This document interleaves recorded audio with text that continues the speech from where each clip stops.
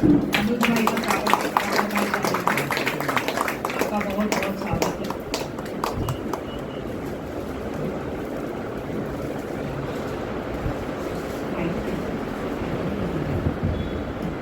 Set करून बघते.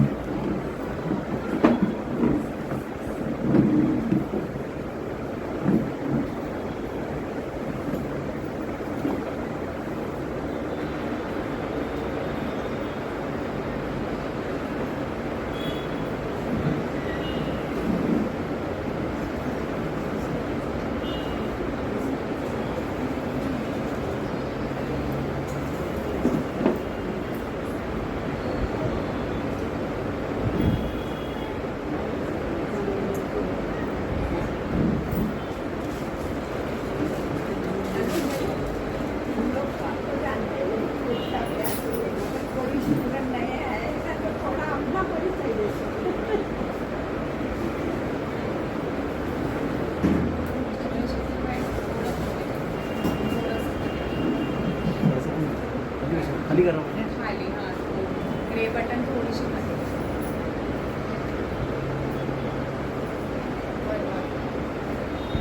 वरचा साईड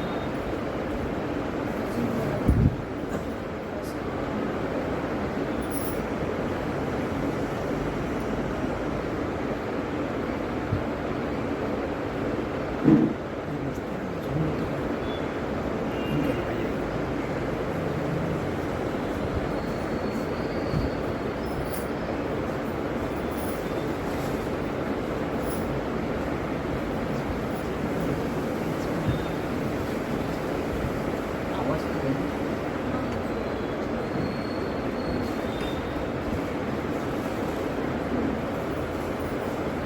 ओम शांति। तो जैसे कि माता जी ने कहा कि कुछ लोग हमें जानते हैं और कुछ लोग नए हैं, तो उन्हें परिचय दीजिए। तो शरीर का नाम अनुज कुमार यादव और मैंने ब्रह्मा कुमारी में यह ज्ञान सन 2008 में प्राप्त किया था, कंटौली सेंटर, सिंधुदुर्ग जिला। उस वक्त मैं इंजीनियरिंग कर रहा था और इंजीनियरिंग के सेकेंड ईयर में था। तो इंजीनियरिंग के सेकेंड ईयर में जब मैं वहाँ पे पढ़ रहा था, तब मुझे एक अपने ही क्लासमेट के माध्यम से ज्ञान प्राप्त हुआ। तो ज्ञान में मुख्यतः आकर्षित होने के लिए उस भाई ने मुझे सिर्फ एक ही पॉइंट पूछा कि क्या आपको देवता बनना है। मैंने उनसे रिटर्न क्वेश्चन किया कि देवता अभी कैसे बन सकते हैं। तो उन्होंने कहा दिखने में तो नहीं, लेकिन गुणों में तो ज़रूर बन सकते हैं। तो तब से हमारी ये जर्नी स्टार्ट हुई है 2008 से, और अभी तक हम इस ज्ञान में कंटिन्यू कर रहे हैं। तो ज़्यादा समय न लेते हुए आज का टॉपिक हम स्टार्ट करते हैं।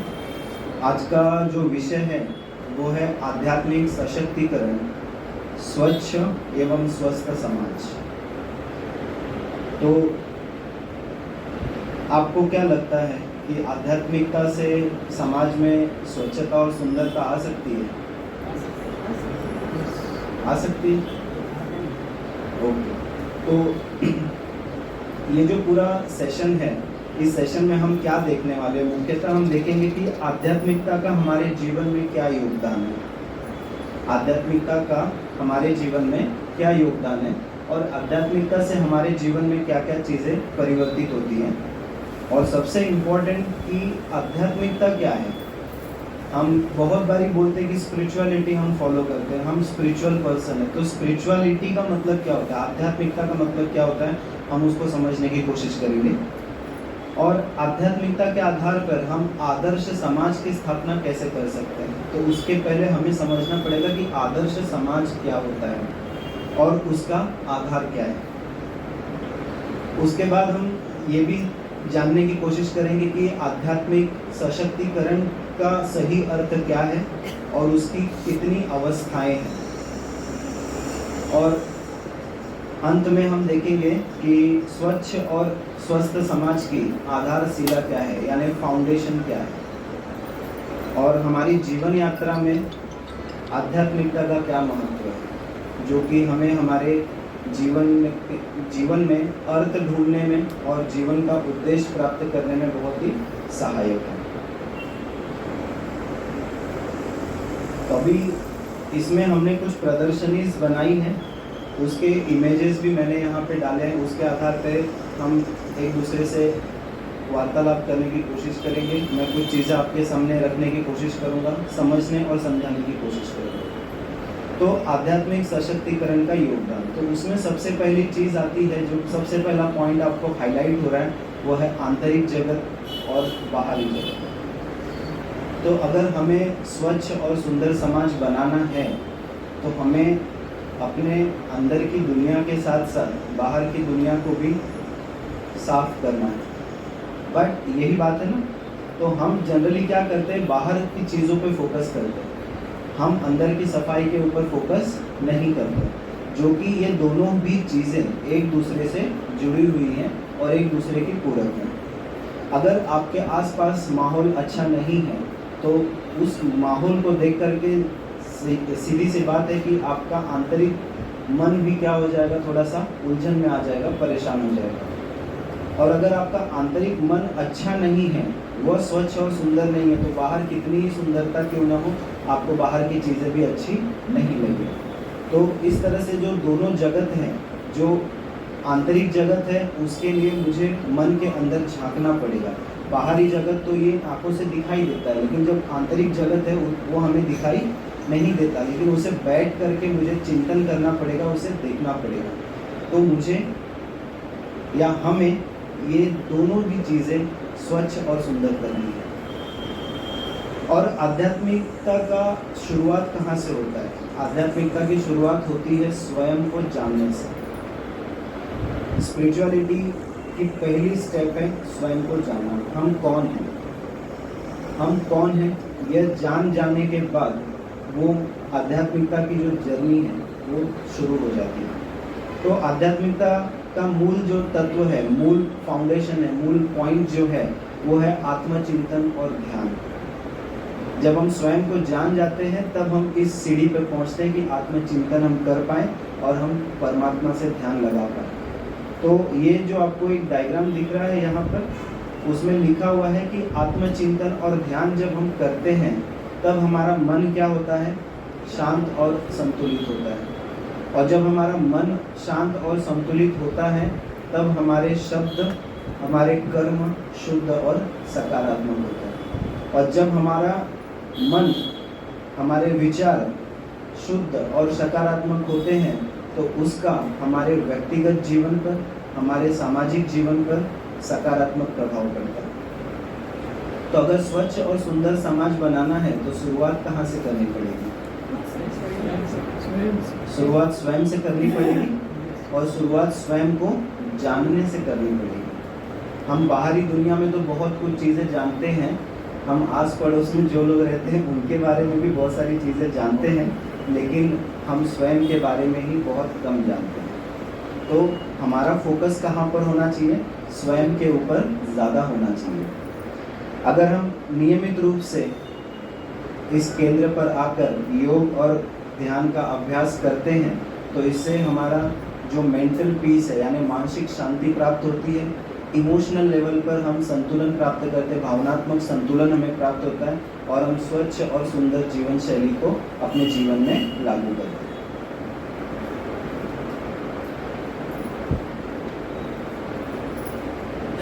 यहाँ पे इमेज दिख रही है आप लोगों को, आध्यात्मिकता की समझ। तो आध्यात्मिकता की समझ माना क्या? आध्यात्मिकता की समझ माना स्वयं को जानना। तो जब हम स्वयं को जानते हैं तब हमारी जर्नी स्टार्ट होती है।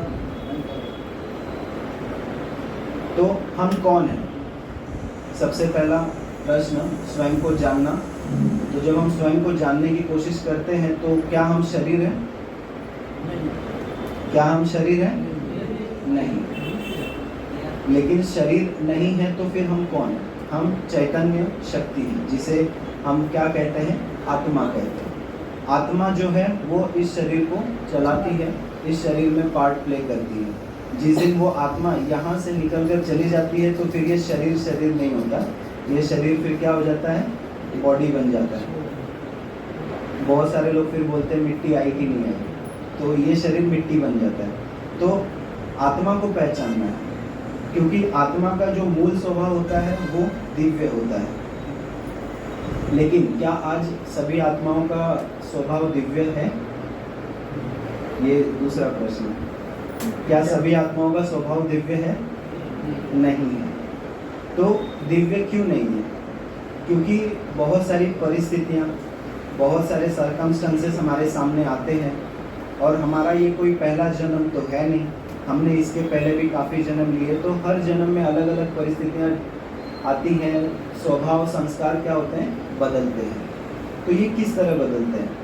जैसे भौतिक दुनिया होती है, तो भौतिक दुनिया में भी चक्र होते हैं, दिन और रात का, दिन और रात का चक्र होता है। जैसे दिन शुरू हुआ तो फिर रात होनी है, और रात शुरू हुआ तो फिर दिन होना है। मौसम के चक्र होते हैं, मौसम के चक्र अभी कौन सा चल रहा है, रेनी सीजन चल रहा है, बारिश चल रही है, बारिश के बाद फिर क्या आएगी, ठंडी आएगी, ठंडी के बाद फिर गर्मी आएगी, और फिर उसके बाद हमें बारिश का इंतज़ार होगा।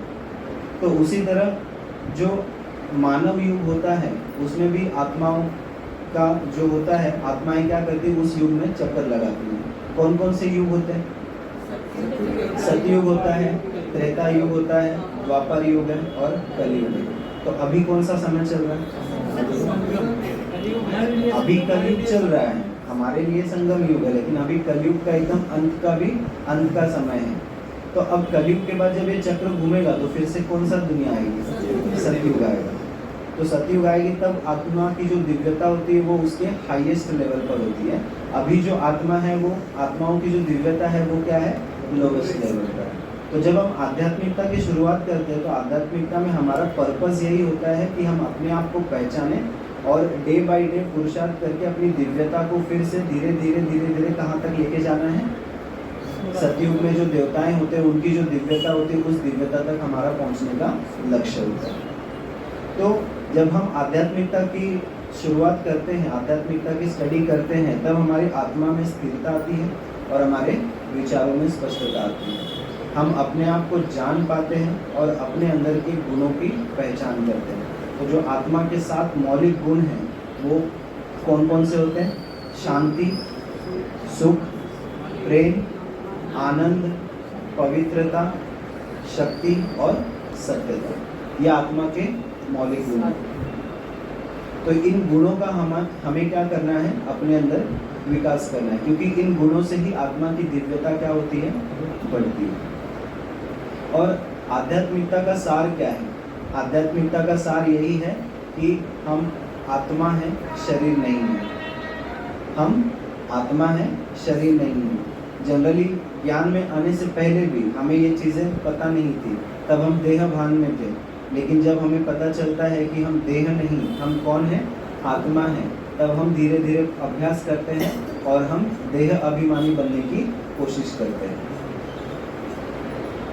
तो अब महान व्यक्ति जो होकर गए हैं, जैसे कि स्वामी विवेकानंद हैं, महात्मा गांधी जी हैं, अल्बर्ट आइंस्टाइन हैं, इन्होंने भी क्या किया? इन्होंने भी आत्मज्ञान और आत्मचेतना की ऊंचाइयों को प्राप्त करने की कोशिश की, और जितना भी वो प्राप्त कर पाए उससे उन्होंने क्या किया, समाज में सकारात्मक बदलाव लाने की कोशिश की। अब गांधी जी जो थे वो भी चाहते थे कि भारत में क्या हो, राम राज्य स्थापन हो, लेकिन क्या राम राज्य स्थापन हो पाया? नहीं हो पाया। उसकी कोशिश अभी भी जारी है। तो आध्यात्मिकता का यह सत्य है कि अगर आध्यात्मिकता को हम अपने जीवन में अपनाते हैं तो हमारा जीवन क्या हो जाता है, सुखी, समृद्ध और संतुलित हो जाता है। आध्यात्मिकता को अपनाकर हम अपने जीवन में ऊंचाइयों को छू सकते हैं।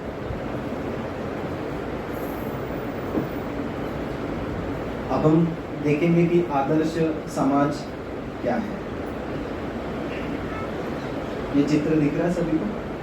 अब ये चित्र में अगर आप देखेंगे तो यहाँ पे आदर्श समाज बताया हुआ है। तो आदर्श समाज जो होता है उसमें जो भी व्यक्ति होते हैं उनके अंदर आध्यात्मिक मूल्य होने चाहिए। आध्यात्मिक मूल्य यानी स्पिरिचुअल वैल्यूज होने चाहिए। स्पिरिचुअल वैल्यूज के भी यहाँ पे 5 टाइप शो किए हुए हैं। जो पहला मूल्य है वो है व्यावसायिक मूल्य, दूसरा मूल्य है वो है मानव मूल्य, नैतिक मूल्य, सामाजिक मूल्य और पारिवारिक मूल्य। ये सभी चीज़ें आध्यात्मिक मूल्य के अंतर्गत आती हैं। और अगर कोई व्यक्ति आध्यात्मिकता को फॉलो करके इस मूल्यों की अपने जीवन में धारणा करता है तो वो व्यक्ति आध्यात्मिक रूप से क्या होता है, सशक्त बनता है। और अगर एक व्यक्ति सशक्त बनता है तो उसके आसपास सबसे पहले जो उसका परिवार है वो परिवार सशक्त बनता है। फिर परिवार सशक्त बनते हैं तो एक परिवार, 2 परिवार, 3 परिवार, 4 परिवार बनता है। इस तरह धीरे धीरे उसका समाज क्या होता है, सशक्त बनता है। और जब एक समाज सशक्त बनता है तो उसके आसपास का जो एरिया है वो सारी एरिया क्या होते हैं, सशक्त बनते हैं। और इस तरह ये आध्यात्मिक सशक्तिकरण धीरे धीरे कहाँ पे फैलता है, पूरे राज्य में फैलेगा। और जब एक राज्य सशक्त है उसी की तरह दूसरे राज्य, तीसरे राज्य भी सशक्त होंगे तो अपना देश आध्यात्मिक लेवल पे क्या होगा, सशक्त बनेगा। और जब एक देश इस तरह से इन चीज़ों को फॉलो करता है तो दूसरा देश, तीसरा देश भी अगर फॉलो करेगा तो एक दिन यह पूर्ण विश्व आध्यात्मिक रूप से क्या होगा, सशक्त होगा। तो हमें शुरुआत कहाँ से करनी है, स्वयं से करनी है। और आध्यात्मिकता सिर्फ अकेला नहीं है, आध्यात्मिकता के साथ में आज के समय में विज्ञान है।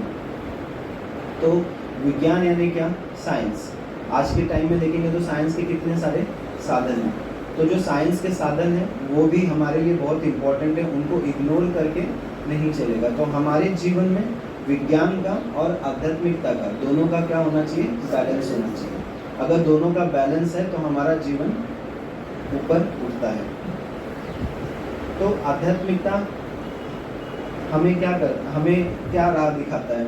आध्यात्मिकता हमें स्वयं का परिचय देता है कि हम कौन हैं।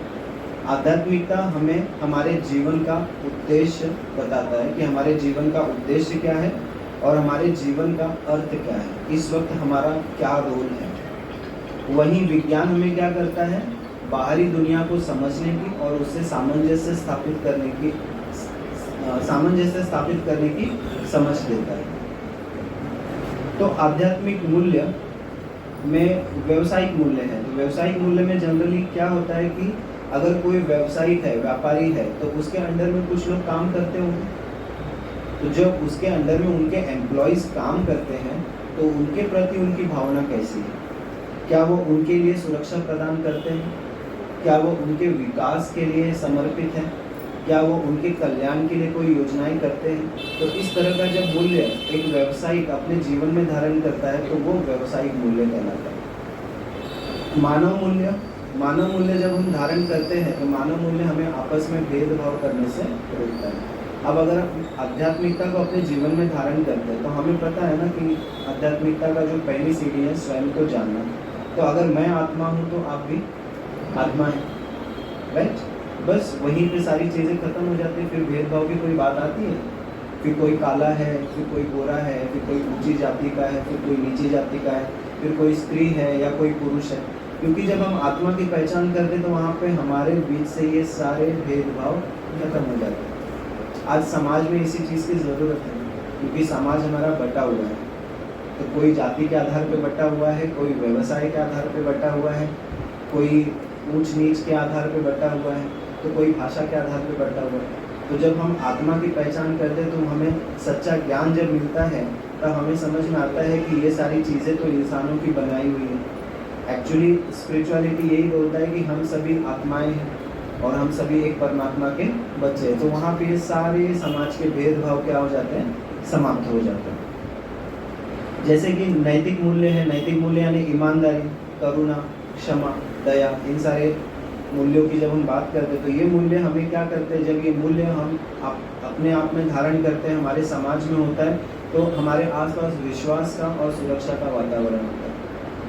हमें सही और गलत में अंतर क्या कर सकते हैं, इन चीज़ों सही और गलत में अंतर कर पाते हैं, इन चीज़ों की समझ होती है कि क्या चीज़ सही है और क्या चीज़ गलत है।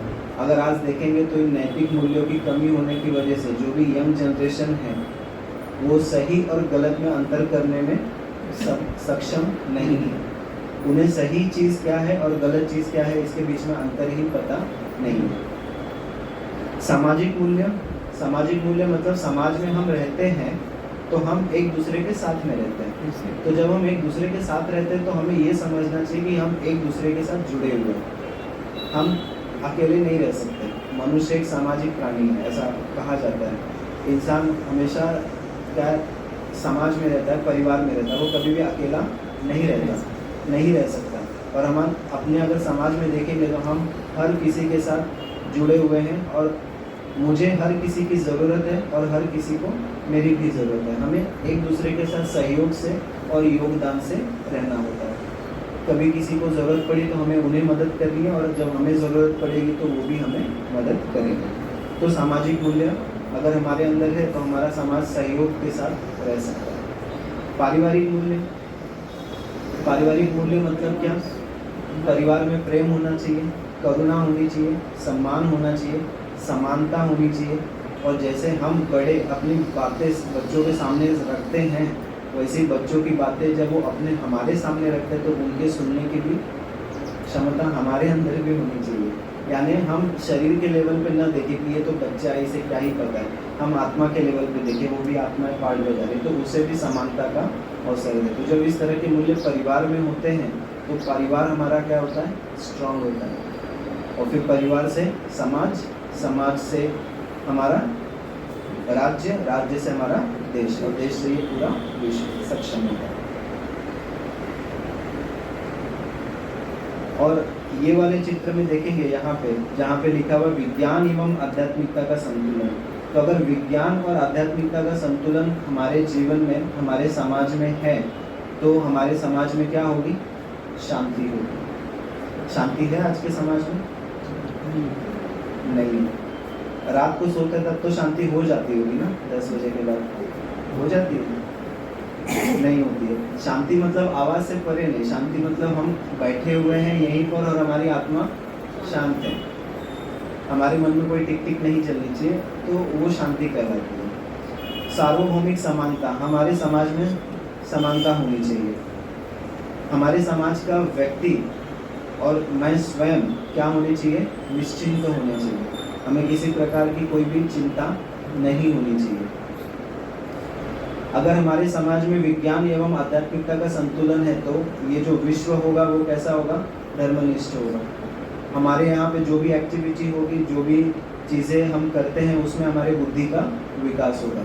लेकिन आजकल की एक्टिविटीज़ बहुत सारी हम देखते हैं, वहाँ बुद्धि का विकास कम और बुद्धि का विनाश ज़्यादा है। सभी कलाओं का विकास, हमारे जीवन में कलाओं का भी बहुत महत्व है। कला इम्पोर्टेंट है, राइट? हर कोई बोलता है कि हमारे जीवन में उद्देश्य होना चाहिए, तो उद्देश्य प्राप्त करने के लिए हमारे अंदर कला होनी चाहिए। तो अगर कोई भी कला है, जैसे संगीत का है या फिर कहानी लिखने का है, कोई राइटर बनना चाहता है, कोई एक्टिंग करना चाहता है, कोई डांस करना चाहता है, कोई आध्यात्मिकता को फॉलो करना चाहता है, ये भी एक कला है। तो जब हम किसी कला का विकास अपने स्वयं के अंदर करते हैं तो उससे हमारे उद्देश्य की प्राप्ति होती है। और उस कला के बहाने ही हमें इस संसार से थोड़ी देर के लिए क्या होते हैं? थोड़ी देर के लिए इस संसार से दूर होते हैं और अपनी कलाओं के विकास के सहारे हम अपनी मानसिक शांति को भी क्या करते हैं? प्राप्त करते हैं। इसीलिए बोलते हैं ना कि अपना पैशन को फॉलो करना चाहिए। तो पैशन यानी का जो हमारी कला है, जो हमें चीज़ें पसंद है। और उसके साथ साथ अधिकारों का और जिम्मेदारियों का संतुलन भी होना चाहिए। आज अधिकारों की तो मांग ज़्यादा है और जिम्मेदारियां निभाने की बातें आती हैं तो जिम्मेदारियों का पता ही नहीं है, लेकिन अधिकारों का बहुत ज़्यादा शोर होता है। तो अगर विज्ञान और आध्यात्मिकता का संतुलन है तो ये चीज़ें भी बैलेंस हो जाती है। तो मुझे मेरे अधिकारों के बारे में भी पता है और मुझे मेरी जिम्मेदारियों के भी बारे में पता है। खुशहाल पारिवारिक जीवन होता है। विश्व पर्यावरण संरक्षण, तो ये जो विश्व है, विश्व का जो पर्यावरण है यानी ये जो प्रकृति है, ये प्रकृति भी हमारे लिए इम्पोर्टेंट है। ये प्रकृति भी हमारे लिए इम्पोर्टेंट है। एक्चुअली हमें ही प्रकृति से बहुत कुछ लेना होता है। प्रकृति शायद हमसे कुछ लेती नहीं होगी, लेकिन हम ही प्रकृति से बहुत कुछ लेते हैं। तो अगर हम प्रकृति से बहुत कुछ लेते हैं, उसके बने हुए संसाधनों को अगर हम यूज़ करें तो उसका इस्तेमाल हमें बहुत सही ढंग से करना चाहिए। प्रकृति के 5 तत्व कौन से होते हैं? धरती, आकाश, जल, अग्नि, वायु। तो इन सभी तत्वों का हमें क्या करना चाहिए? शुक्रिया करना चाहिए। इन्हें क्या करना चाहिए? योग करने के टाइम पे आध्यात्मिकता हमें सिखाती है कि ये जो 5 तत्व हैं, ये 5 तत्व हमारे जीवन में बहुत इंपॉर्टेंट है। इन्हें हमें क्या करना चाहिए? पॉजिटिव वाइब्रेशन देने चाहिए। क्योंकि हम जो भी चीज़ें आज के दिन में यूज़ कर रहे हैं, अब मैं माइक यूज़ कर रहा हूँ, यहाँ पे ये पेपर्स है, लैपटॉप है, हम जितने भी चीज़ें यूज़ कर रहे हैं ये सारी प्रकृति की दी हुई है। और इन संसाधनों का हमें बहुत सही तरीके से और बहुत ही किफ़ायती ढंग से इस्तेमाल करना चाहिए। हमें कभी किसी भी चीज़ को वेस्ट नहीं करना चाहिए। एंड कभी भी स्पेशली जो लाइट, फैंस, हम ये चीज़ें यूज़ करते हैं, पानी, तो इन चीज़ों का बहुत ही किफ़ायती तरीके से यूज़ करना चाहिए। क्योंकि अपनी जो इलेक्ट्रिसिटी बन के आती है, अभी अभी सोलार स्टार्ट हुआ, लेकिन अभी भी अगर पूरे इंडिया की बात करें तो 100% में से 55% जो इलेक्ट्रिसिटी बनती है वो कोयले द्वारा बनती है, कोल बेस्ड इलेक्ट्रिसिटी बनती है। और वो कोयले से लगभग 2000 टन के करीब में कार्बन डाइऑक्साइड रोज के दिन में एमिट होता है। इतना कार्बन डाइऑक्साइड एमिट होता है। तो वो जो कार्बन डाइऑक्साइड है उसकी वजह से ये ग्लोबल वार्मिंग की प्रॉब्लम है। तो स्पेशली अगर आपको पंखे की ज़रूरत नहीं है, लाइट की ज़रूरत नहीं है, तो उसे बंद कर दे। तो प्रकृति के संसाधनों का हमें बहुत सही तरीके से इस्तेमाल करना चाहिए। फिर समृद्धि की बात करते हैं। तो समृद्धि केवल धन से होनी चाहिए? समृद्धि केवल धन से होनी चाहिए? नहीं, समृद्धि हमारे गुणों की, हमारे दिव्यता की भी होनी चाहिए। अब हम बात करते हैं आध्यात्मिक सशक्तिकरण। तो आध्यात्मिक सशक्तिकरण यानी क्या? आध्यात्मिक सशक्तिकरण का अर्थ है आत्मा की शक्तियों को पहचानना और उन्हें अपने जीवन में लागू करना। तो जब हम राजयोग का अभ्यास करते हैं, जब हम यहाँ पर आकर मेडिटेशन करते हैं, परमात्मा से ध्यान लगाते हैं, तो हमारे अंदर इन शक्तियों का विकास होता है। तो उसमें सबसे पहली शक्ति है वाणी की शक्ति, यानी पावर ऑफ स्पीच, बोलने की। दृष्टि की शक्ति, सेवा की शक्ति, आत्मनियंत्रण की शक्ति और विचारों की शक्ति। तो पहले हम देखेंगे कि वाणी की शक्ति। वाणी की शक्ति, जब हम आध्यात्मिकता को फॉलो करते हैं, जब हम स्वयं को जानते हैं, तब हमारी जो वाणी है वो कैसी हो जाती है? सकारात्मक हो जाती है, पॉजिटिविटी आ जाती है। और विचार हमारे पॉजिटिव हैं तो हमारे जो बोल हैं वो भी क्या होते हैं? पॉजिटिव होते हैं, प्रेरणादायी होते हैं, किसी के जीवन में बदलाव कर सकते हैं। हमारे बोल इतने पावरफुल होते हैं। लेकिन क्या आज के समय में हमारे बोल इतने पावरफुल हैं? हम ओवरऑल बात कर रहे हैं, सिर्फ अपनी नहीं, ओवरऑल बात कर रहे हैं। हमारे संबंध हमारी वाणी के ऊपर ज़्यादा डिपेंड करते हैं। हमारे संबंध, आपसी संबंध किसके ऊपर डिपेंड होते हैं? हमारी वाणी के ऊपर डिपेंड होते हैं। संबंध आजकल कैसे हैं? नहीं ठीक है, ज़्यादा अच्छे नहीं हैं। अगर हम बाहर की तरफ जाएं तो बिल्कुल ही अच्छे नहीं हैं। अपने तो फिर भी थोड़े ठीक ठाक है, क्योंकि इतने सालों से अभ्यास कर रहे हैं तो हम बहुत सारी चीज़ें सीख गए कि हमारी वाणी कैसी होनी चाहिए, राइट। तो वाणी की शक्ति बहुत इम्पोर्टेंट है। क्या होता है, कोई भी सिचुएशन अगर हमारे सामने आती है, हमें कोई कुछ बोलता है तो हम फट से क्या कर देते हैं? रिएक्ट कर देते हैं। और जब हम रिएक्ट करते हैं तो उस वक्त हमारा आक्रोश होता है बहुत ज़्यादा। और जब हम आक्रोश में बहुत सारी चीज़ें उल्टी सीधी सामने वाले को भी बोल देते हैं, तो वहाँ पे हमें एक चीज़ दिखाई देती है कि वाणी में शक्ति बहुत कम है। और हमें यहाँ पे शिक्षा भी मिलती है, और अध्यात्म भी शिक्षा देता है कि हमें बहुत कम बोलना चाहिए। ज़्यादा से ज़्यादा हो सके तो मौन में रहना चाहिए, और ज़्यादा बोलना नहीं चाहिए। स्लोगन भी है ना, कम बोलो मीठा बोलो। तो हमें बोलना कब है? हमें बोलना कब चाहिए? तो आवश्यकता होने पर बोलना चाहिए, राइट। 3 क्वेश्चंस हैं, 3 क्वेश्चंस हैं। तीनों क्वेश्चन के अगर आंसर यस में आते हैं तो ही हमें बोलना चाहिए। ऐसा एक कहानी बच्चों के बुक में लिखी हुई है, उसमें वो बहुत बड़े दार्शनिक हैं, वो बताते हैं कि 3 कंडीशंस मैं आपको बताता हूँ, अगर इस सब के आंसर हाँ में आते हैं तो ही हमें बोलना चाहिए, अन्यथा हमें क्या करना चाहिए? चुप रहना चाहिए।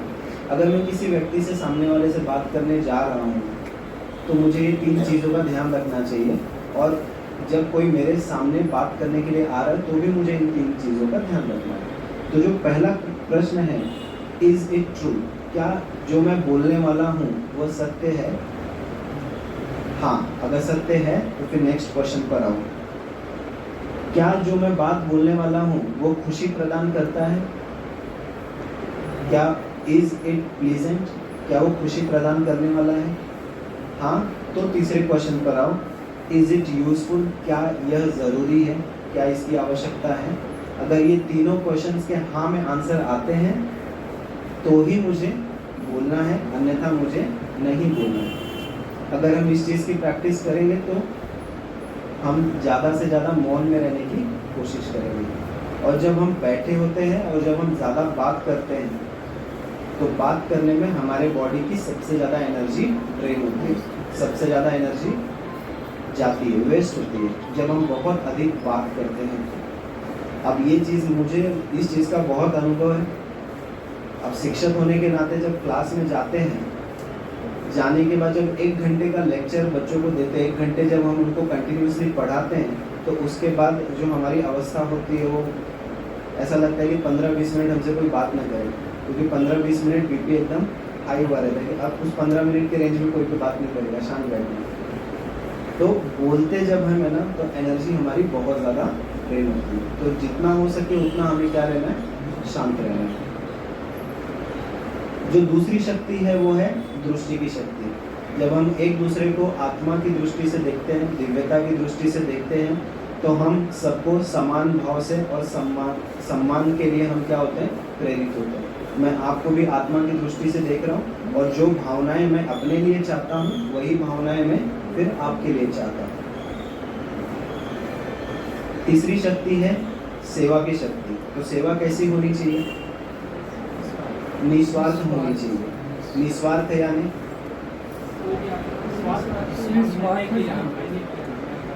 हाँ, स्वार्थ यानी हमें उसके बदले में किसी भी चीज़ की अपेक्षा नहीं होनी चाहिए। संकल्प में भी इच्छा नहीं होनी चाहिए। बोलने की बात तो दूर रह गई, संकल्प में भी, मन में भी नहीं आने चाहिए। क्योंकि अगर जब वो चीज़ मन में आती है ना तो वो हमारे भावना में दिखती है और हमारा चेहरा उसका दर्पण होता है और हमारे चेहरा से फट से वो इमोशंस सामने वाले को दिखाई पड़ते हैं। कुछ भी नहीं, मतलब मान नहीं, सम्मान नहीं, धन की अपेक्षा नहीं, पद की अपेक्षा नहीं, मैंने तो इतना किया, अब मैं आपकी मदद कर रहा हूँ तो आप भी मुझे मदद करनी ही चाहिए, ऐसी कोई भी अपेक्षा नहीं होनी चाहिए। तो जो सेवा होती है वो निस्वार्थ होती है, और जब सेवा निस्वार्थ होती है तो उसका फल मिलता है। फल तो मिलता ही है, लेकिन वो बोलते हैं ना, एक कहावत है, नेकी कर और दरिया में डाल। तो उसी तरह से हमें क्या करनी चाहिए, सेवा करनी चाहिए। आत्मनियंत्रण की शक्ति। आत्मनियंत्रण की शक्ति, जब हम राजयोग का अभ्यास करते हैं तो हमारी इंद्रियों पे हमारा जो कंट्रोल है वो बढ़ता है। इंद्रियां यानी कौन सी इंद्रियां? सूक्ष्म इंद्रियां, स्पेशली जो हमारा मन यहाँ वहाँ भटकता है, उस मन के ऊपर हमारा नियंत्रण धीरे धीरे धीरे धीरे आता जाता है। और फिर है विचारों की शक्ति।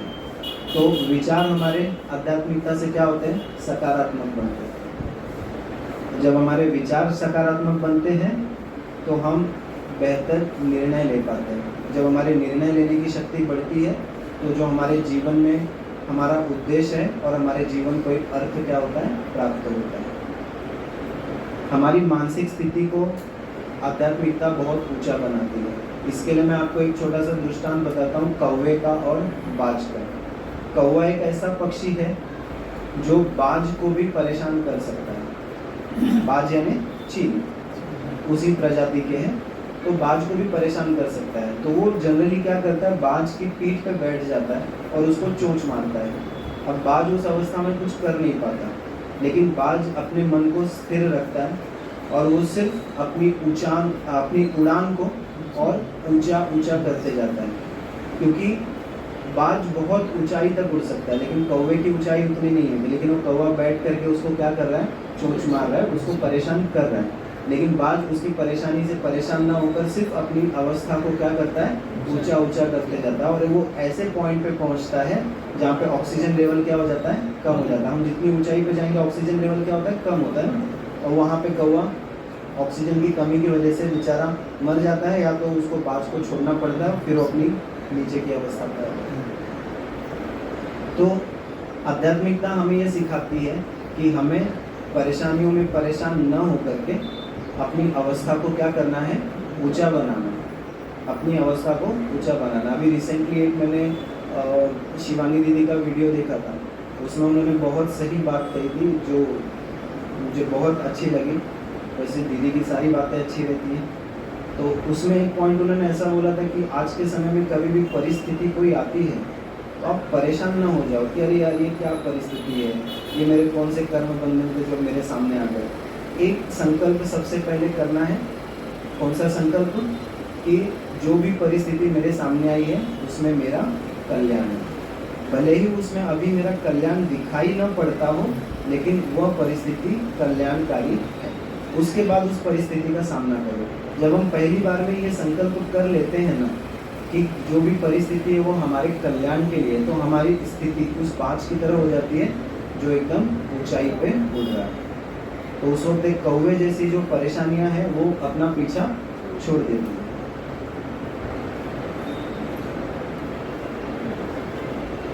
जब हम राजयोग का अभ्यास करते हैं तो हमारे अंदर ये अष्ट शक्तियाँ क्या होती हैं, जागृत होती हैं। जब हम इसकी डेली प्रैक्टिस करते हैं तो हमारे अंदर सामना करने की शक्ति, किसी भी परिस्थिति को सामना करने की शक्ति, सहन करने की शक्ति, समेटने की शक्ति, परखने की शक्ति, सहयोग करने की शक्ति, समाने की शक्ति, निर्णय शक्ति और विस्तार को संकीर्ण करने की शक्ति, इन शक्तियों का हम क्या करते हैं, अपने अंदर विकास करते हैं। और धीरे धीरे ये सारे पावर्स जो है ना वो अंदर में डेवलप होते जाते हैं। और इसका आपको प्रमाण तब मिलेगा जब किसी परिस्थिति में आप पढ़ते हो और उस परिस्थिति को बिना परेशान हुए, बिना अपनी अवस्था को नीचे गिराए जब उस परिस्थिति का सामना करते हो, तब आपको अनुभव होता है कि हाँ मेरे अंदर ये शक्तियाँ डेवलप हुई हैं जो कि मेरी ऐसी अवस्था पहले नहीं थी। तो राजयोग से क्या होता है, राजयोग का जब हम अभ्यास करते हैं तो हमारी स्थिति मजबूत बनती है। अब हमें बहुत सारी सही चीज़ें, गलत चीज़ें पता होती है, राइट। अब यहाँ पे मैं एक एग्जांपल और देता हूँ। अब जैसे कोई शराबी है, उस शराबी को आप सामने अपने बिठाओ और उसको बोलो कि भाई शराब पीना बहुत गलत बात होती है, शराब पीने से ऐसा होता है, आपके स्वास्थ्य खराब हो जाएगा, आपका परिवार खराब हो जाएगा। वो क्या करेगा, हाँ भैया आपकी बात तो बहुत सही है, हाँ मैं कल से छोड़ दूंगा पक्का, अब मैं दोबारा कभी ऐसा नहीं करूँगा, अरे आपकी कसम खाता हूँ, अरे मैं भगवान की भी कसम खा लेता है वो। लेकिन अगले ही दिन फिर उसकी अवस्था वैसी ही। तो उसके अंदर क्या है, उसको सही गलत नहीं पता है क्या, उसे भी पता है कि शराब पीना बहुत गलत बात है, लेकिन वो क्या होता है, मजबूर होता है, आदत पड़ गई है उसको। तो वो अपने आप को बदल क्यों नहीं पाता है, अपने आप को चेंज क्यों नहीं कर पाता, क्योंकि उसके अंदर एक चीज़ की कमी होती है जिसे हम बोलते हैं आत्मबल की कमी। हमें सही और गलत चीज़ें पता है कि हमें ये चीज़ करनी है, लेकिन उस चीज़ को करने के लिए, अपने अंदर उस चीज़ को बदलाव लाने के लिए जो हमें आत्मबल चाहिए, वो आत्मबल हमारे अंदर अभी नहीं है। तो आत्मबल का विकास कैसे होगा, आत्मबल कैसे बढ़ेगा? तो आत्मबल बढ़ता है राजयोग मेडिटेशन करने से। जब हम परमात्मा के साथ में ध्यान लगाते हैं तो वो शक्तियाँ हमारे अंदर धीरे धीरे क्या होती हैं, डेवलप होती हैं। और जब ये शक्तियाँ हमारे अंदर डेवलप होती हैं तो हमारा आत्मबल बढ़ता है और हम किसी भी सही या गलत के अंदर फर्क करके अपने अंदर की गलत चीज़ों को परख करके उन गलत चीज़ों को सही में परिवर्तित कर सकते हैं। ठीक है, अब हमने आध्यात्मिक सशक्तिकरण भी देख लिया। अब आध्यात्मिक सशक्तिकरण के बाद आती है इसकी अवस्थाएं। तो इसकी 4 अवस्थाएं होती हैं। ये 4 अवस्थाएं, पहली अवस्था अचेतन अक्षम्यता, दूसरी अवस्था है चेतन अक्षम्यता, तीसरी अवस्था है चेतन क्षमता और चौथी अवस्था है अचेतन क्षमता। तो जो अचेतन अक्षम्यता है उसमें क्या होता है, उसको इंग्लिश में बोलते हैं अनकॉन्शियस इनकम्पिटेंट, मतलब मुझे पता ही नहीं कि मुझे कुछ नहीं पता है। इसको बहुत ध्यान से सुनना और बहुत ध्यान से पढ़ना। मुझे पता ही नहीं कि मुझे क्या नहीं पता है। और जो दूसरी अवस्था है वो है चेतन अक्षम्यता, मुझे पता है कि मुझे क्या नहीं पता। अब दूसरी अवस्था में मुझे पता चल गया कि मुझे क्या पता नहीं है, और तीसरी जो अवस्था है चेतन क्षमता, कि मुझे कुछ पता है लेकिन इसे करते समय मुझे सोचना पड़ता है। और जो चौथी अवस्था होती है अचेतन क्षमता, मुझे कुछ इतनी अच्छी तरह से पता है कि उसे करने के समय मुझे उसे सोचने की ज़रूरत नहीं पड़ती है। अब इसको हम लोग एक एग्जाम्पल से समझते हैं। जैसे एग्जाम्पल ले लो बाइक चलाने का, ठीक है। तो जो पहली अवस्था होती है ना, वो पहली अवस्था में उसे पता ही नहीं है कि बाइक चलाने के लिए किन किन जानकारियों का होना, किन किन गुणों का होना आवश्यक है। बाइक में गियर होते हैं कि नहीं होते हैं, बाइक स्कूटी की तरह है तो डायरेक्टली उसे रेस करना है क्या, उसे बैलेंस करना है क्या, उसे चलाना कैसे है, उसे रोकना कैसे, इन सब चीज़ों के बारे में उसे कुछ भी पता नहीं है। तो वो पहला स्टेज होता है अचेतन अक्षमता, मतलब उसको बाइक चलाना क्या, बाइक चलाने के लिए क्या क्या चीज़ें ज़रूरी है, उसे कुछ भी पता नहीं है। और जब दूसरी अवस्था है वो चेतन अक्षमता, तो ये स्टेज पे वो कब आता है कि अभी उसे बाइक चलाना तो आता नहीं है, लेकिन उसे पता है कि बाइक चलाना कैसे है। बाइक चलाने के लिए जो जो चीज़ें उसे जानकारी होनी चाहिए वो सारी जानकारी उसके पास है। अब उसे थ्योरेटिकली सब पता है कि मुझे बाइक पे इस तरह से बैठना है, सबसे पहले उसको न्यूट्रल पे लेके जाना है, फिर फर्स्ट गियर लगाना है, फिर धीरे से रेस करना है, उसको थ्योरेटिकली सब पता है, लेकिन उसे अभी बाइक चलाने आता नहीं है। ये हमारी दूसरी अवस्था होती है। और तीसरी अवस्था होती है चेतन क्षमता। अब उसे बाइक चलाने आ गया है, लेकिन फिर भी बाइक चलाते समय उसका ध्यान कहाँ पे होता है, उसके माइंड में क्या चल रहा है कि मैंने अभी पहला गियर डाला है, पीछे से कोई आ रहा है, अब मुझे ब्रेक लगाना है, अब मुझे दूसरा गियर डालना है। मतलब उसका पूरा फोकस कहाँ पर होता है, बाइक चलाने पर होता है। सामने कोई आ जाएगा तो उसे ब्रेक मारने पर होता है। ये होती है तीसरी अवस्था चेतन क्षमता। और जो चौथी अवस्था होती है अचेतन क्षमता, उसमें उसको वो चीज़ इतनी अच्छी तरह से पता होती है कि अब बाइक चलाने के लिए उसे सोचना नहीं पड़ता। उसने बस चाबी लगाई, फ़ोन पे बात करते करते उसने फर्स्ट गियर डाला और बाइक लेकर के निकल गया। यानी तीसरी अवस्था में क्या है कि वो बाइक चला रहा है, लेकिन आसपास के सिनारियों को वो एंजॉय नहीं कर पा रहा, आसपास की चीज़ों को देख नहीं रहा है। लेकिन चौथी अवस्था में वो इतना परिपक्व होता है कि वो बाइक चलाते चलाते अपने आसपास की चीज़ों को क्या कर रहा है, एंजॉय कर रहा है। हवा चल रही है उसे एंजॉय कर रहा है, आसपास में ग्रीनरी है उसे एंजॉय कर रहा है, बट उसका ध्यान कहाँ पे, बाइक चलाने पे है नहीं है। उसी तरह जब हम आध्यात्मिक सशक्तिकरण में आते हैं तो हमारी 4 अवस्थाएं होती हैं। अब हम पहली अवस्था से तो पार हो चुके हैं, कहाँ पर है, अब हम दूसरी अवस्था पर हैं। अगर कोई नए लोग भी होंगे तो वो दूसरी अवस्था पर है। मैक्सिमम लोग कहाँ पर होंगे, तीसरी अवस्था पर होंगे। और बहुत सारे लोग, कुछ लोग ऐसे भी होंगे जो कभी तीसरी अवस्था पर होते हैं तो कभी चौथी अवस्था पे, लेकिन कभी चौथी से फिर वापस से तीसरी पे आ जाते हैं। तो तीसरे से चौथा, चौथे से तीसरा, इस तरह से चलते रहता है। तो ये है आध्यात्मिक सशक्तिकरण की 4 अवस्थाएं। और ये अवस्थाएं हम कोई भी स्किल अगर सीखते हैं तो उसके अंदर ये 4 अवस्थाएं पाई जाती हैं। जब हम आध्यात्मिकता सीखते हैं तो भी ये अवस्थाएं पाई जाती हैं।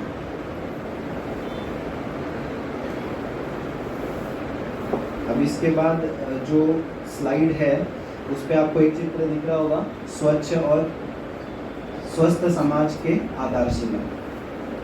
तो ये जो प्रदर्शनी के पॉइंट्स है उसको मैंने पीपीटी पे पुट किया है। पीछे वाले को सभी को डायग्राम नहीं दिख रहा होगा ना, दिख रहा है, उस पर लिखा हुआ दिख रहा है, ठीक है। अब हम आते हैं स्वच्छ और स्वस्थ समाज की आधारशिला फर्स्ट पे। तो हमें 4 पहलुओं पर ध्यान देना है। 4 पहलू कौन से हैं, शारीरिक स्वास्थ्य, मानसिक स्वास्थ्य, सामाजिक स्वास्थ्य और वित्तीय स्वास्थ्य। और ये जो 4 पहलू है ये हमारे समाज को मजबूती प्रदान करते हैं। तो जो पहला पॉइंट है वो देखेंगे शारीरिक स्वच्छता। तो शारीरिक स्वच्छता में क्या क्या पॉइंट्स आते हैं, घर की स्वच्छता, घर स्वच्छ होना चाहिए, अच्छी नींद लें, कितना सोना चाहिए,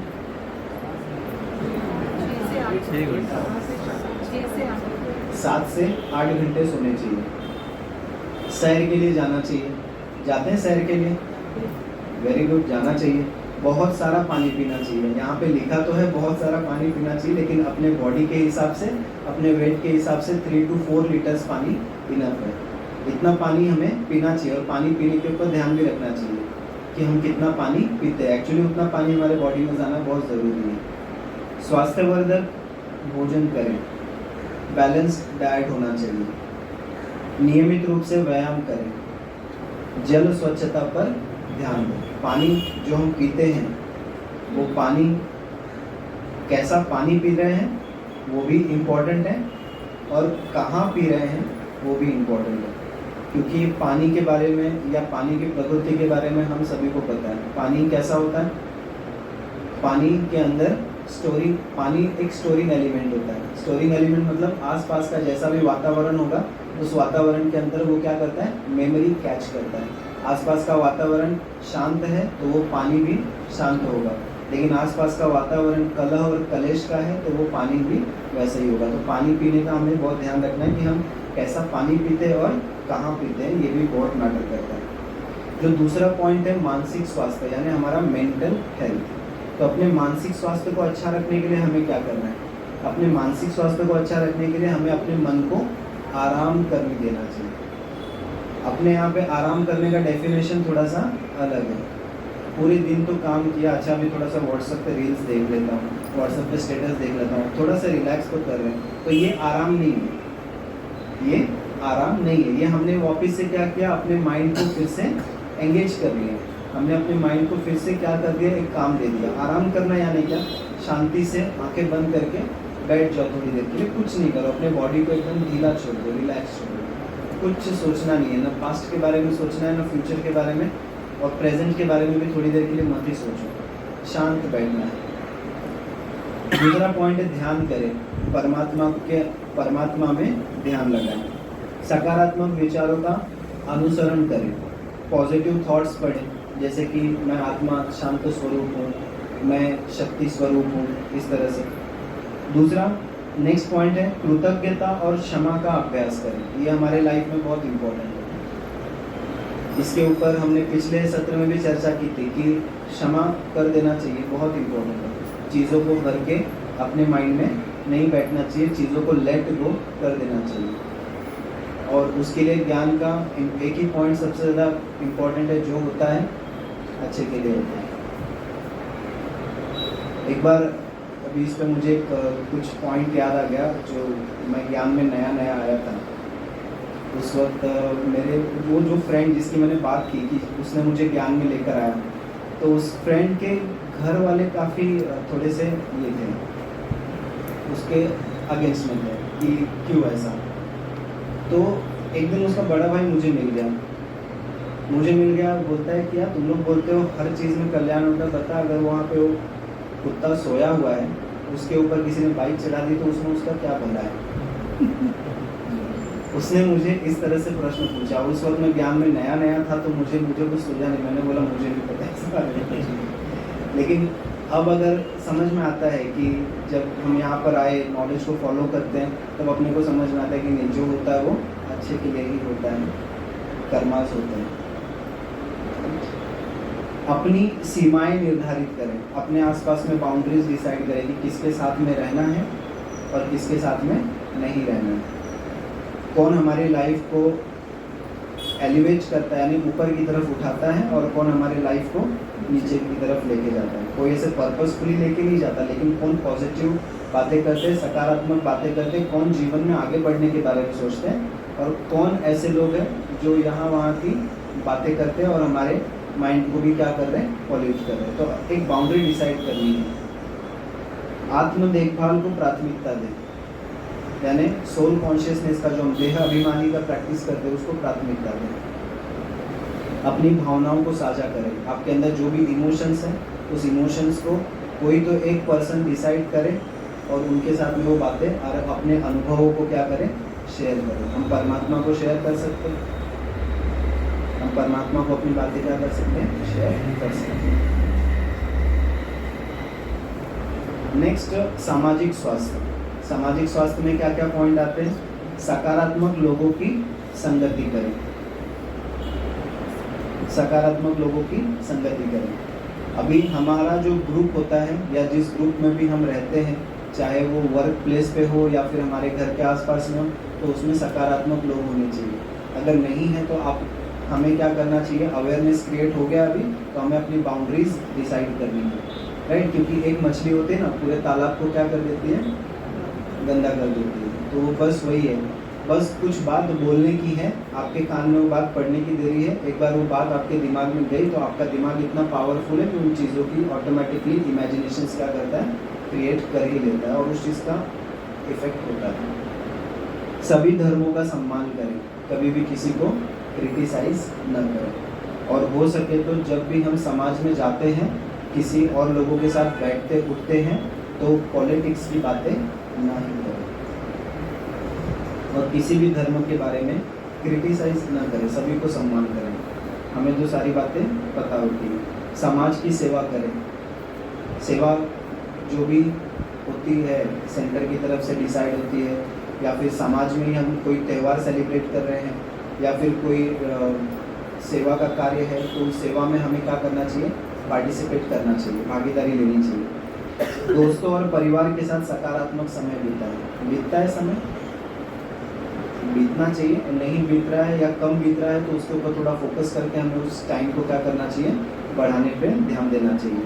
हमें आपस में एक दूसरे की मदद करनी चाहिए, सहयोग करना चाहिए। अपना सोशल मीडिया साफ रखना है। यहाँ पे थोड़ा प्रिंटिंग मिस्टेक है, सामाजिक मीडिया हो गया, सोशल मीडिया साफ रखना है। सोशल मीडिया सब लोग यूज़ करते हैं, इंस्टाग्राम यूज़ करते हैं, फेसबुक यूज़ करते हैं, व्हाट्सएप यूज़ करते हैं। तो इन चीज़ों को हमें बहुत सही तरीके से यूज़ करना चाहिए। इसके ऊपर हम कोई भी ऐसी पोस्ट न करें जिससे किसी के भावनाओं को दुख पहुँचे या कोई क्रिटिसाइज हो। चौथा पॉइंट जो हमारे स्वच्छ और स्वस्थ समाज के लिए है वो है वित्तीय स्वास्थ्य, यानी फाइनेंशियल मैनेजमेंट। ये बहुत इम्पोर्टेंट है। हमारे घर में प्रत्येक महीने का क्या होना चाहिए, बजट निर्धारित होना चाहिए। किसी अच्छे कार्य के लिए हमें क्या करना चाहिए, दान करना चाहिए। धन के प्रति सकारात्मक स्वभाव रखें। तो बहुत सारे लोग बोलते हैं ना, पैसा तो हाथ की मैल होता है, ऐसा है वैसा, इन सारी चीज़ों में नहीं जाना है, सकारात्मक भाव रखना है, क्योंकि धन बहुत इम्पोर्टेंट है।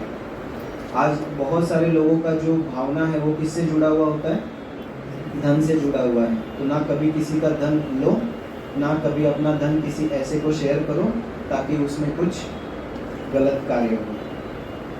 कभी भी कर्ज मत उठाओ, अननेसेसरी कर्ज नहीं उठाना है। खर्च करने से पहले 2 बार सोचो, क्योंकि प्रॉब्लम्स तो यहीं पे क्रिएट होती है। जो दूसरा पॉइंट है स्वच्छ और स्वस्थ समाज के लिए, उसमें है व्यवसायिक स्वास्थ्य।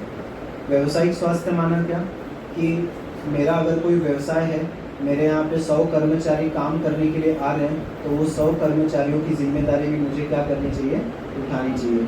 उनसे स्पष्ट तरीके से संचार करना चाहिए। स्पष्ट संचार यानी क्लियर कम्युनिकेशन होना चाहिए। उनसे बातचीत एकदम साफ सुथरी और सुलझी हुई होनी चाहिए, कोई कन्फ्यूजन नहीं होना चाहिए। नैतिक मूल्यों के आधार पे उनसे हमें इंटरैक्ट करना है। हमें अपने कर्मचारियों का क्या करना है, समर्थन करना है। समर्थन करना है, उनके सुरक्षा के उपाय, उनके कल्याण के लिए कार्यक्रम आयोजित करें ताकि वो भी आध्यात्मिकता में आगे बढ़े, या जिस भी कौशल में वो काम करें, जिस भी स्किल्स के लिए वो काम करें, वो स्किल उनकी क्या हो, डेवलप हो। उन्हें भी बताना है कि कार्य और जीवन का क्या होना चाहिए, संतुलन होना चाहिए। वर्क लाइफ बैलेंस इसको हम लोग बोलते हैं। आजकल क्या होता है, लोग काम में बहुत ज़्यादा डूबे हुए हैं, अपने जीवन की तरफ ध्यान कम दे रहे हैं। लेकिन काम का और अपने जीवन का दोनों का बैलेंस होना चाहिए। और विकास के अवसर यानी उन्हें आगे बढ़ने के लिए अवसर हमेशा प्रोवाइड करना चाहिए। जो आज के समय में सबसे इम्पोर्टेंट है, डिजिटल स्वास्थ्य। डिजिटल स्वास्थ्य यानी हम लोग मोबाइल फ़ोन बहुत यूज़ कर रहे हैं। मोबाइल फ़ोन के द्वारा हमारे बहुत सारे काम भी आसानी से हो जाते हैं, राइट। तो डिजिटल साक्षरता बहुत इम्पोर्टेंट है। ई बैंकिंग के भी बहुत सारे काम हम लोग मोबाइल पे करते हैं, और आजकल बहुत सारी अवेयरनेस भी क्रिएट हुई है कि फ्रॉड कॉल से क्या रहें, सावधान रहें। फ्रॉड कॉल से हमें सावधान रहना है। और कोई भी अननोन नंबर आता है ना, तो अगर वो आपके काम का नहीं है तो उससे ज़्यादा बातें ना करो। क्योंकि आजकल एआई टूल्स का ज़माना है। एआई टूल समझते हैं क्या होता है? Artificial intelligence. ये आर्टिफिशियल इंटेलिजेंस जितना हमें दिखाया गया है ना, वो उतना नहीं है, वो बहुत ज़्यादा पावरफुल है। मैंने एक मैगजीन पढ़ी थी, उसमें एक ऐसा केस आया था कि वो केस सोच के आप इमेजिन भी नहीं कर सकते, या मे बी आप लोगों को पता होगा वो चीज़ कि ऐसा फ्रॉड भी हो सकता है। फॉर एग्जांपल कोई अननेसेसरी कॉल आता है और मैं उसके साथ बातें कर रहा हूँ, तो उन्होंने क्या किया, सामने से कॉल को रिकॉर्ड कर लिया, और मेरा कॉल रिकॉर्ड करने के बाद या किसी का भी कॉल रिकॉर्ड करने के बाद वो एक एआई टूल होता है, उसको वो क्या करते हैं, आवाज़ की रिकॉर्डिंग सुना देते हैं। वो बाद में एआई टूल को आप जो भी स्पीच दोगे, आप उसको जो भी बोलने के लिए बोलोगे, वो उस व्यक्ति की आवाज़ में हूबहू बोलेगा। आप डिस्क्रिमिनेट नहीं कर सकते कि वो एआई टूल बोल रहा है कि वो सच में वो आदमी बोल रहा है। तो हुआ केस यूँ था कि एक बूढ़े माता पिता थे, उनके पास उनके बेटे का फ़ोन आता है पुलिस स्टेशन के नंबर से या किसी और नंबर से, अननोन नंबर से फ़ोन आता है, और वो बोलता है कि मेरे को ऐसे ऐसे केस में फंसा दिया है, मुझे अभी तुरंत 1 लाख रुपए की ज़रूरत है, आप मेरे अकाउंट में ट्रांसफ़र करो। अब उसके बेटे की आवाज़ को सुन करके पिताजी जो थे वो परेशान हो गए। उन्होंने इमीडिएटली वो ट्रांजैक्शन करना चाहा और उन्होंने ट्रांजैक्शन किया, लेकिन जैसे उन्होंने ट्रांजैक्शन किया, जो उनका बैंक का ऑफिसर था उसने उसको पता चला, उसमें रहता है ना एक लिंक आता है कि अगर आप कोई ट्रांजैक्शन करते हैं उसमें एक नीचे लिंक आती है कि ट्रांजैक्शन आपने किया है या नहीं किया है। अगर आपने नहीं किया तो इमीडिएटली बैंक को इन्फॉर्म करें और उस लिंक पे क्लिक करें। तो उसके बैंक मैनेजर ने फ़ोन करके पता किया, तो बोले आपको ऐसी ज़रूरत तो कभी पड़ती नहीं, आपने इतना अमाउंट एक साथ में क्यों निकाला? तो उन्होंने उसको सजेस्ट किया कि ये टाइप के फ्रॉड होते हैं, सबसे पहले आप अपने बेटे को फ़ोन करके पता कीजिए। जब उन्होंने अपने बेटे के पर्सनल नंबर पे फ़ोन किया तो उनके बेटे ने बोला नहीं, मैं तो अपने ऑफिस में ही हूँ, मैं तो कहीं पुलिस स्टेशन में नहीं हूँ, मेरे पास तो कोई केस नहीं हुआ। तो वो ट्रांजैक्शन का रिवर्स कराया गया, क्योंकि वो ट्रांजैक्शन जो उन्होंने कर दिया था बैंक मैनेजर ने उसको रिवर्स कराया। तो अननेसेसरी किसी भी कॉल के ऊपर बात नहीं करनी है। बहुत सारे फ़ोन आते हैं, पर्सनल लोन ले लो, आपका ये इसमें सिलेक्शन हो गया है, आपके ऊपर OTP आएगा, OTP भी किसी को नहीं बताना है। ये सब बहुत इम्पोर्टेंट चीज़ है, और एआई टूल तो बहुत डेंजरस है। अगर कभी आपके साथ ऐसी कोई चीज़ होती है तो आप पर्सनली जब तक उससे बात ना करो तब तक किसी तीसरे के ऊपर भरोसा नहीं करना है। तीसरा पॉइंट है राजयोग द्वारा हीलिंग। अगर हम कहीं अंदर से आहत होते हैं या कोई दुख पहुंचता है, और जब हम राजयोग मेडिटेशन करते हैं तो वो धीरे धीरे जो मन का दुख है वो क्या हो जाता है, कम हो जाता है। अगर मोबाइल आपके पास है तो आप उसके ऊपर भारत के कल्चर को सीख सकते हैं। राजयोग मेडिटेशन की बहुत सारे वीडियोस उसके ऊपर आते हैं, और जो ब्रह्मा कुमारी इसका जो हेड क्वार्टर है माउंट आबू, उनका भी ऑफिशियल चैनल है, उनके भी जो प्रोग्राम्स होते हैं, मधुबन की जो मॉर्निंग की मुरली होती है, पॉजिटिव थॉट्स होते हैं, वो सारी चीज़ें उसके ऊपर आती हैं। तो ये चीज़ें भी हम सीख सकते हैं। और सेकेंड लास्ट पॉइंट है तकनीक मुक्त सैर। तकनीक मुक्त सैर का अर्थ होता है कि हमें टेक्नोलॉजी से थोड़ा सा क्या करना है, दूर रहना है। लेकिन जनरली हम क्या करते हैं, सैर करने जाते हैं तो मोबाइल लेके जाते हैं, बातें करते करते टहलते हैं, तो ये चीज़ें नहीं करनी है। और अगर आपके पास व्हाट्सएप है तो उसके ऊपर पॉजिटिव थॉट्स को क्या करें, स्टेटस पे लगाएं, और पॉजिटिव थॉट्स को क्या करें, शेयर करें। पर्यावरण स्वास्थ्य, पेड़ लगाओ पेड़ बचाओ। गांव में लगा सकते हैं, यहाँ तो अपने पास ज़मीन की बहुत कमी है।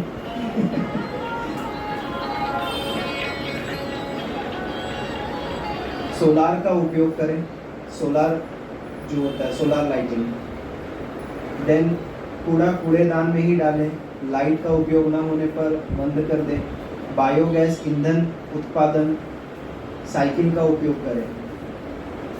आध्यात्मिक स्वास्थ्य के लिए स्वचिंतन को समय दें, दैनिक आध्यात्मिक अध्ययन करें, हमें डेली बेसिस पे अभ्यास करना है। आत्माभिमानी स्थिति का अभ्यास करना है। मोबाइल पे हमें आध्यात्मिक गीत सुनने हैं ताकि हम परमात्मा से कनेक्ट हो पाएँ, और वर्तमान में जीना है। हमें पास्ट में क्या हो गया उसके बारे में भी चिंतन नहीं करना, और फ्यूचर में क्या होने वाला है उस पर भी चिंतन नहीं करना है, क्योंकि कुछ चीज़ें होती है जो हमारे कंट्रोल में नहीं है। हमारे कंट्रोल में सिर्फ हम हैं, तो हमें अपने आप को कहाँ पे इन्वेस्ट करना है उस चीज़ के बारे में सोचना है। आध्यात्मिक सशक्तिकरण के लिए भारतीय सरकार के कदम। तो भारत सरकार ने बहुत सारी योजनाएं चालू की है आध्यात्मिक सशक्तिकरण के लिए, और उस कदम से कदम मिलाकर प्रजापिता ब्रह्मा कुमारी ईश्वरीय विश्वविद्यालय ने भी बहुत सारे योजनाओं का क्या किया है, आयोजन किया है। तो त्योहारों द्वारा विभिन्न समुदाय के बीच सद्भाव और एकता का विकास, नशा मुक्ति अभियान, आध्यात्मिक पर्यटन का समर्थन, महिलाओं के लिए योजनाएं, बेटी बचाओ बेटी पढ़ाओ, वृक्षारोपण और पर्यावरण संरक्षण, विद्यालय पाठ्यक्रम में मूल्यों की शिक्षा।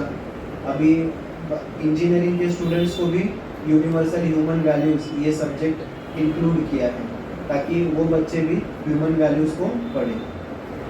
स्वच्छ भारत मिशन, वृद्धाश्रमों और अनाथालयों में आध्यात्मिक गतिविधियाँ, योग और ध्यान का प्रचार, आध्यात्मिक और सांस्कृतिक संस्थानों की स्थापना। तो ये भारत सरकार की तरफ से उठाए हुए कुछ कदम हैं, और इन्हीं के साथ में कदम मिलाकर प्रजापिता ब्रह्मा कुमारीज भी बहुत सारे आध्यात्मिक सशक्तिकरण के लिए होने वाले प्रोग्राम्स का आयोजन करते रहते हैं।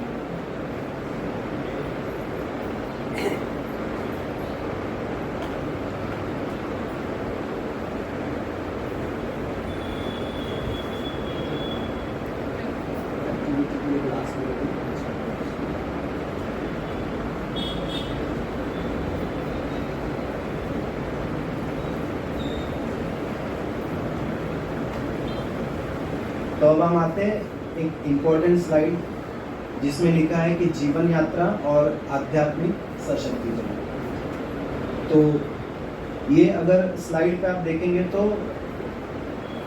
इसमें एक तरफ में लिखा हुआ है बर्थ यानी जन्म। तो जब हमारा जन्म होता है और जब मृत्यु होती है, तो जन्म और मृत्यु के बीच में ये जो पूरा हमारा जीवन चक्र होता है, या जो हमारा जीवन का समय काल होता है, चक्र नहीं बोलेंगे, जीवन का समय काल होता है, तो उस बीच में हम क्या करते हैं वो बहुत ज़्यादा इम्पोर्टेंट है। क्योंकि जब हम जन्म लेते हैं और जन्म लेने के बाद जब हमारी लाइफ पूरी कंप्लीट होने के बाद जब मृत्यु होती है, तो हम यहाँ से क्या लेकर जाते हैं, हम यहाँ से क्या लेकर जाते हैं।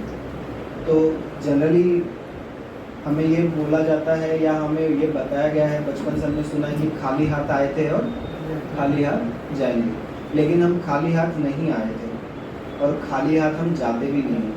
हम अपने साथ कर्म और संस्कार लेकर आए थे और अपने साथ कर्म और संस्कार लेकर के जाएंगे।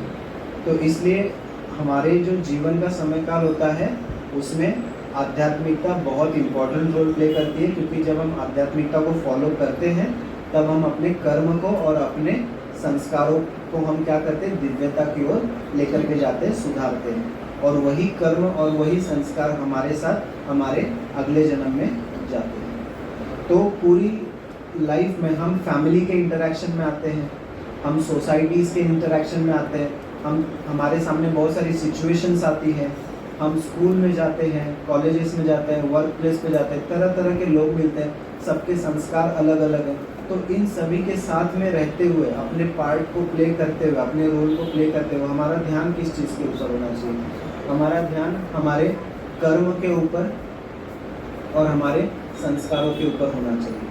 तो जब हम आध्यात्मिकता को फॉलो करते हैं तो आध्यात्मिकता हमें बताती है कि आपके जीवन का मुख्य उद्देश्य क्या है। हमारे जीवन का सिंपल उद्देश्य ये है कि हमें जो भी पार्ट मिला है उस पार्ट को बहुत अच्छी तरह से क्या करना है, प्ले करना है।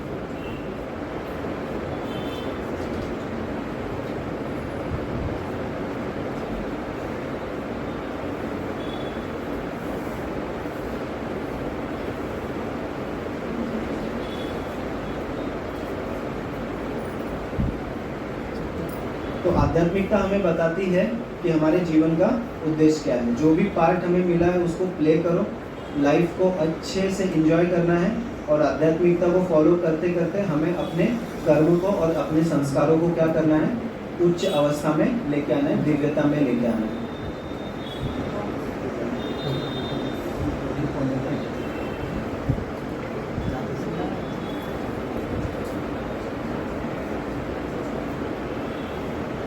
ठीक है, तो ये पीपीटी में हमें यही समझना है कि हम यहाँ से क्या लेकर के जाएंगे, अपने कर्म और संस्कार लेके जाएंगे। तो कर्म और संस्कार को मुझे शुद्ध करना है तो आध्यात्मिकता बहुत ज़रूरी है। और जनरली पहले के समय पे लोग बोलते थे कि जब 60 वर्ष के हो जाएंगे, रिटायरमेंट ले लेंगे, तब हम क्या करेंगे, आध्यात्मिकता को फॉलो करेंगे। लेकिन आज वो समय है कि किसी की मृत्यु कभी भी हो सकती है, फ्यूचर का कोई भरोसा नहीं, तो 60 साल होने का हमें इंतज़ार करना ही नहीं है। हमें क्या करना है, अभी से ही आध्यात्मिकता को फॉलो करना है और उसे अपने जीवन में उतारना है। और एक इम्पॉर्टेंट पॉइंट कि किसी भी चीज़ में अगर हमें मास्टर बनना है, किसी भी चीज़ में अगर हमें परिपक्व बनना है, तो उसमें काफ़ी समय लगता है। तो एक बुक में रिसर्चर्स ने लिखा हुआ है, जो शोध करता है उन्होंने लिखा हुआ है कि किसी भी कला में माहिर बनने के लिए मुझे रोज़ 2 घंटे प्रैक्टिस करनी ही पड़ेगी। उस कला की 2 घंटे प्रैक्टिस करनी ही पड़ेगी लगातार 10 वर्षों तक। 2 घंटे प्रैक्टिस लगातार 10 वर्षों तक, तब जा कर के वो कला धीरे धीरे हमारे अंदर आती है। हम मास्टर फिर भी नहीं बन पाते, और जब उसकी प्रैक्टिस हम कंटिन्यू रखते हैं तब हम उस चीज़ में मास्टर बन पाते हैं। और संतुलित जीवन के लिए हमारा आहार और हमारा मन कैसा होना चाहिए, तो यहाँ पे आहार हमारे शरीर के लिए भी इम्पोर्टेंट है और आहार हमारे मन के लिए भी इम्पोर्टेंट है। तो जिस तरह अगर हमें हमारा स्वास्थ्य ठीक रखना है तो हम क्या करते हैं, फूड खाते हैं, फूड यानी भोजन खाते हैं। तो हमारा भोजन कैसा होना चाहिए, बैलेंस्ड होना चाहिए, राइट। शुद्ध शाकाहारी बैलेंस्ड भोजन होना चाहिए, उसमें सारी चीज़ें होनी चाहिए।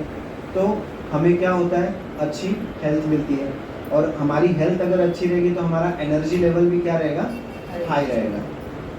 उसी तरह से हमारा मन यानी हमारे जो इमोशनल डाइट है वो भी बहुत इम्पोर्टेंट है। इमोशनल डाइट यानी हमारे मन के अंदर की भावनाएं कितनी कैसी है, वो किसके ऊपर डिपेंड है, वो डिपेंड है कि व्हाट वी हियर, हम क्या सुनते हैं, व्हाट वी रीड, हम क्या पढ़ते हैं।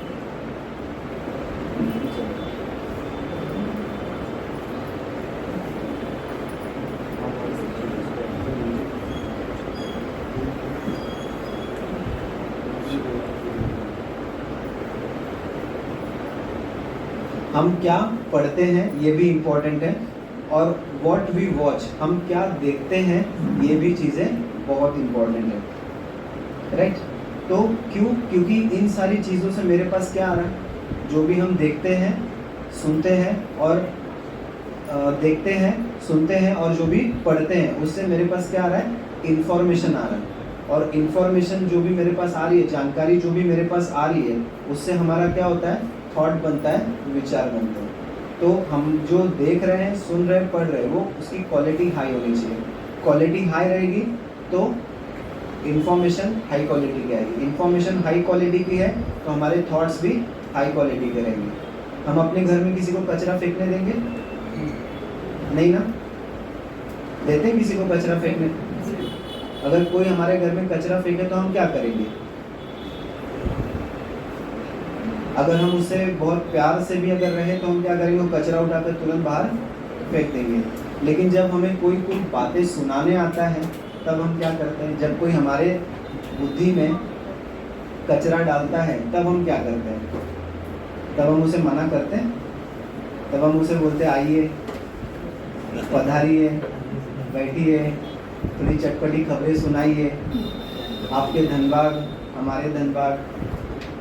लेकिन अवेयरनेस रखना है अभी से और स्ट्रिक्टली मना कर देना कि भाई इन चीज़ों से मेरा कोई वास्ता नहीं है, इन चीज़ों को सुनने से ना मेरी कोई उन्नति होने वाली है, ना आपकी कोई उन्नति होने वाली है, तो आप इन सब चीज़ों को न सुनो। और हमें प्रोग्राम्स भी वही देखने चाहिए जो हमारे आध्यात्मिकता को, हमारे दिव्यता को क्या करें, बढ़ाएं। आजकल तो देखने लायक शायद टीवी पे बहुत कुछ कम ही बचा है, राइट। क्योंकि फिल्म जगत में क्या बोलते हैं कि फिल्म में वही दिखाया जाता है जो समाज में है। तो आजकल की फिल्में कैसी हैं, क्या समाज सच में वैसा है? क्या समाज में ये अच्छी चीज़ें नहीं हो रही हैं? हो रही है। क्या समाज में बिल्कुल अच्छी चीज़ें नहीं हो रही, अच्छे लोग बिल्कुल नहीं है, इंसानियत बिल्कुल नहीं है, लेकिन दिखाया कुछ और जा रहा है, फोकस कहीं पे और है। तो हमारा फोकस अच्छी चीज़ों पे होनी चाहिए। जो चीज़ें हमारे मानसिकता को बढ़ावा दे, हमारी मानसिकता को आगे बढ़ाए, पॉजिटिविटी की तरफ लेके जाए, उन चीज़ों को देखना चाहिए। अदरवाइज दूसरी चीज़ों को हमें क्विट कर देना चाहिए, नहीं देखना चाहिए। Thank you. ओम शांति।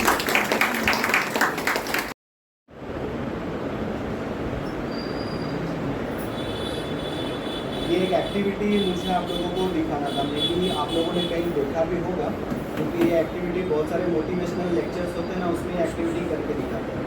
तो ये एक्टिविटी माना क्या, अभी देखिए ये पानी क्या है, क्लियर है, साफ है, बराबर। तो इस तरह जब आत्मा पहली बार धरती पर आई थी, तब आत्मा ऐसी क्या थी, क्लीन। लेकिन जन्म लेते लेते उसके अंदर क्या हो गई, इम्प्योरिटीज ऐड होती है। तो ये इम्प्योरिटीज उसके अंदर क्या हो गई, ऐड हो गई। अगर ये इम्प्योरिटी को मुझे अगर क्लीन करना है तो मुझे क्या करना पड़ेगा, ज़्यादा पानी डालते अच्छा पानी डाल के अच्छा पानी डालना पड़ेगा। तो इस इम्प्योरिटी को अगर मुझे क्लीन करना है, आत्मा को अपने शुद्ध करना है, तो आध्यात्मिकता द्वारा मुझे उसे करना पड़ेगा। तो ये देखो, ये धीरे धीरे फिर क्या होता जाएगा, क्लीन होता जाएगा।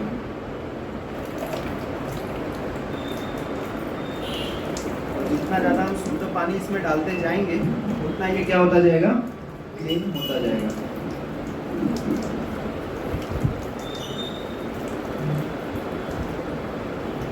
क्लीन हुआ थोड़ा, तो ये थोड़ा सा क्लीन हुआ है। इसमें अगर और मैं डालूंगा तो ये क्लियर होता जाएगा।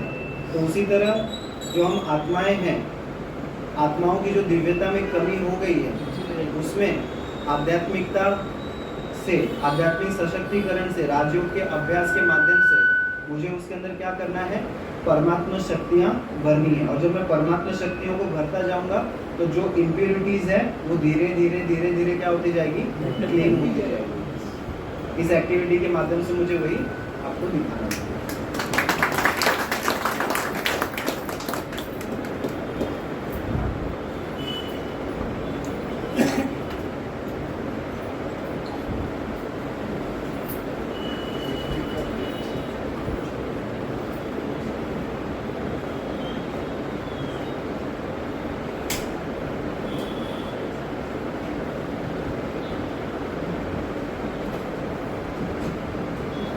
ओम शांति।